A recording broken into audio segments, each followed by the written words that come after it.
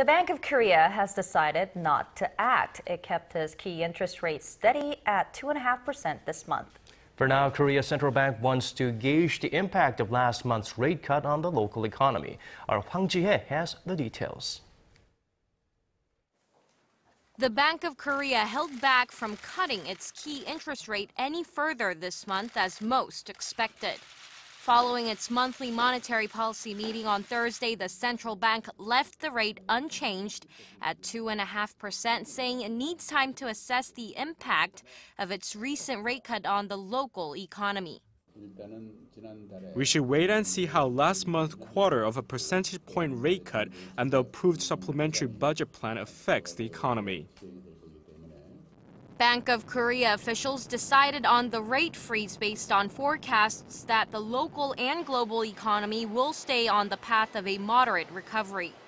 The Korean economy grew 0.8% in the first quarter of this year from the previous quarter, the fastest growth since the first quarter of last year. Experts say that the central bank is likely to keep its interest rate on hold at least for this year. For now, it is highly likely the rate will remain unchanged this year, unless there's a major economic breakthrough.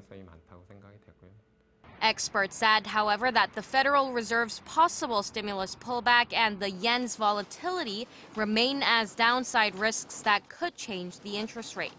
The country's inflation rate, meanwhile, remained in the 1% range for the 7th straight month in May, running far below the central bank's 2.5 to 3.5 inflation target band. The central bank governor says that the BOK will continue to closely monitor the impacts of the government's economic policies on the local economy, including its May rate cut and the supplementary budget plan, which are both expected to raise the nation's growth rate by 0.2 percentage points. Hwang Ji-hye, Arirang News.